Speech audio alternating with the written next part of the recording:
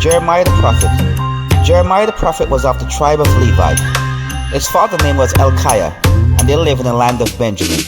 Jeremiah was young when God called him. He didn't know it, that God had set him apart for the work of a prophet from his mother's womb. For God said to him, "Before I formed thee in the belly, I knew thee. And before thou comest out of the womb, I sanctified thee, and ordained thee a prophet to the nations." God knew what sort of man he would be before he was born. God knew his character, his heart, and his mind way before he came into existence. For he said, "Even before I formed in the belly, I knew thee." So think about this. Nothing we do surprised God.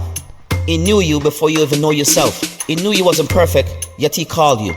He knew that you are weak, yet he give you work that requires strength.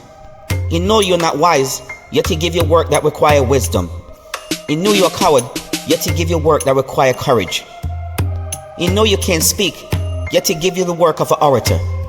He knew Jeremiah had a soft heart, and he cries a lot, yet he give him a work to speak to a hard people. And he did all this so that we can draw from him. God gave a hard message to a man with a soft heart. Jeremiah is known as a weeping prophet, and him, just like Yeshua, wept over Jerusalem when he heard the judgment that was pronounced upon the city and upon the people. Jeremiah preached with a broken heart. His words were mingled with tears. Imagine tears and words came off your lips at the same time. Look how much he loved and cared for the people, not willing that any should perish. He goes back again and again, preaching, warning the people to turn from their ways and turn to God. They persecute him, yet he go back again and again, preaching the same word to the people. One day he felt like giving up, but he said, "God's word was in my heart, like fire shut up in my bones." When you look at Jeremiah, you see God's heart exposed and laid bare for the whole world to see. You see the love by which he loved them. It wasn't Jeremiah alone weeping over Jerusalem. Someone else was weeping along with him. Hear him in a future time. "Jerusalem, Jerusalem, oh how I long to gather you under my wings, but you are not willing. Now your house is left to you empty." It's hard to preach to a people you can't relate to. And how can you preach to a people if you have no heart for them? Jeremiah could sympathize with them because he was of the same people. Jeremiah could sympathize with them because he was of the same people. He could relate to the rebels, for he himself came out from the rebels. Jeremiah preached to the king, but the king refused to obey God's word.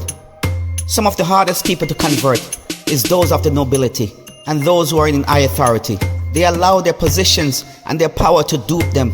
While they are in power, they think themselves to be wise, but when their power is stripped away, they found out that they have played the fool. King Jehoiakim was given a word from God. King Jehoiakim was given a word from God, but when part of it was read to him, he took the scroll and burned it in the fire. Jeremiah was treated very badly, and it seems as if those who love much always end up with a broken heart and treated very badly. Jeremiah was thrown in the sewer, and that's the gratitude they showed him for preaching God's word to them. God's true ministers are always treated badly, while the parasites that are taken over God's church are treated with dignity, honor, and respect. Oh, what shame it is that it should be so. The true ministers of God will never get a star on the Walk of Fame in Hollywood. They will never get a trophy, a reward in this life. For if in this life we are looking for a reward, then we are some miserable preachers. Jeremiah never preached that he should be in the king's favor or receive a reward from him.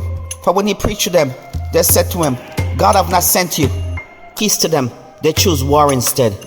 The people have not just sinned, they have grievously sinned.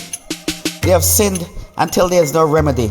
So God cast them off and allowed the Babylonians to tear down their walls, burn down the temple, and kill the people, and take some of them captive into Babylon. God spared Jeremiah the destruction of the city, the destroying of the temple, and the dead bodies that littered the streets broke the man's heart. Consider this, ye church of God. If God did not spare Jerusalem, his people, and the temple, take heed to yourself, for you may not be spared for your wickedness and your disobedience. How doth the city sit solitary that was filled with people? How is she become a widow, she that was great among the nations? Judah has gone into captivity because of afflictions and because of great servitude. She dwell among the heathen, she findeth no rest.